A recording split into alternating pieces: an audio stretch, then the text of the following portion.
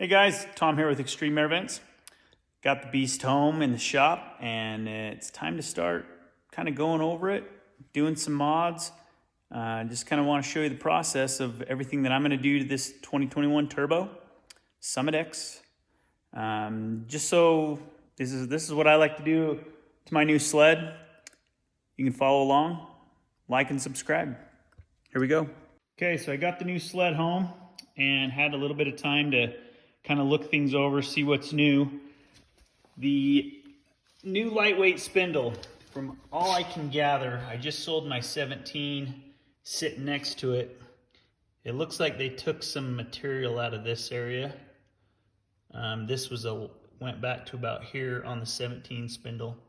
So this is the new lightweight spindle. The measurement from here to the ball joint on the lower A-arm, that's the same. All the measurements I could take seem to be the same. So it seems to just be lighter weight. The only other dimension I could kind of tell was this arm right here is longer than the 17. The 17 one sits about here. So that might, little increased leverage for turning in heavier snow. Another thing that's different on the Summit X's from previous years is they have gotten this area cleaned out. Instead of that stupid stamped piece of aluminum right there, now it's these solid bars all the way back. That's really sweet. I've already installed my Ice Age. These are the Ice Age, what are they called? Hill climb rail braces. They go all the way from right here all the way to the back. Almost every sled I've owned, if I didn't put rail braces on, the rails bend. The Skidoo braces are like from here to here. That to me has never done anything. They always bend back here. So in my experience, these Ice Age rails are awesome. Had them on my 17. And the one thing I noticed, I don't know if we'll be able to get it, in the other sleds I've had, the rails are tipped up in the back, right here. These rails are straight. It's really hard to get an angle. They're straight rails. Typically the Skidoo ones, about right here, tip up a little bit. In fact, my Ice Age rails are designed for tipped up rails. You can see that where that goes up right there. They still work fine, but they're straight rails. That's another thing that's a little bit different. Let's go up here to the clutch area. I'll go ahead and get to that point. So obviously the one change here on the clutch, it's now got the temp sensor. That's got to be, you can take that off. When you go to access your belt, it's got a top and bottom clip. Pull that out. That's the temp sensor for the belt. The one thing I have not figured out what it's for, maybe you can comment. What is the rubber strap here on the oil reservoir for? Doesn't look like it's like a holder. I don't know. I hope somebody can help me figure out what that is, because yeah, don't know. Help me out on that one. So on the other side, we'll go around. Looks like the coolant bottle, significantly heavier duty than previous years. I'm sure that's to combat the heat from the pipe and cam area. All the aftermarket turbos, you'd have to wrap this significantly or else it would melt. So that's another change that I've noticed on this 21. And aside from it being like an expert, the tunnel, I have just a blanket on there to protect things. But anyway, so let's dig into my mods that I'm going to be doing.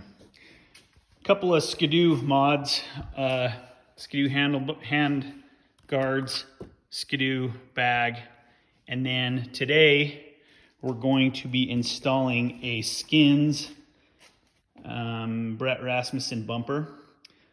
I'll show you the process to remove the hood and we'll get that installed. The hood removal on these turbos is pretty similar to previous Gen 4s, so let's get to it.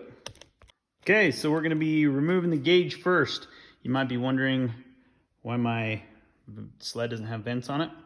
Well, mine were peeled from the factory, right out of the crate. Probably saw that in the unboxing video, but that's okay because my new carbon fiber intakes are going to be installed there and of course everywhere, but they're in there. So, but I'm waiting for my wrap. Deviant Ink build me a wrap, and I've seen a lot of guys, when they put the wrap on, they use a heat gun and melt the vents. So I'm waiting. I'm gonna peel these vents off, put the wrap on, then I'll install the new carbon fiber vents. So installing a wrap, be really careful around the vents. You're gonna first remove these two screws. Okay, number 25 Torx. Let's get them out.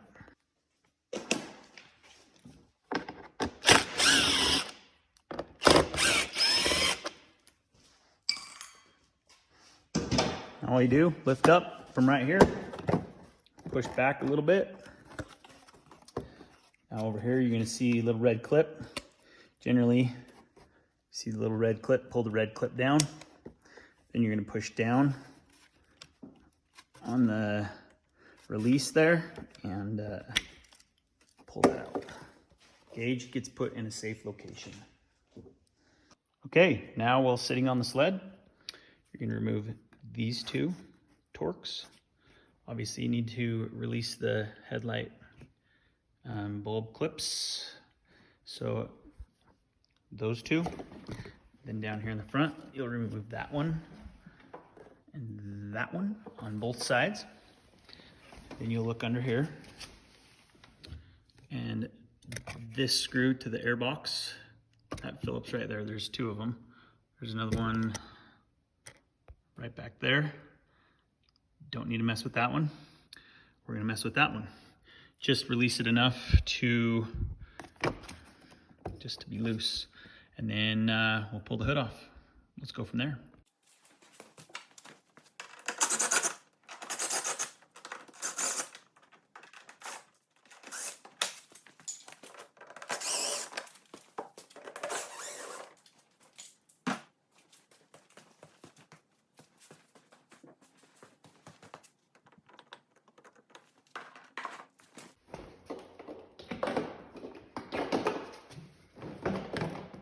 Okay, just lift that off, make sure the electrical's out of the way, comes off clean. We'll set this aside. Okay, we got the hood off. Kind of check out some cool, that little reservoir in there has got to be the drain back from the turbo. I would assume, it looks like there's a little sensor at the bottom, maybe a pump. Turbo pump, probably, to circulate the oil through the turbo. Looks like those oil lines are coming on the same circuit as the rave valves, the oil of the raves. As far as I can tell, may not be 100% true, but that's what it looks like to me. So we're gonna remove this pipe now so that we can install the new Skinz bumper.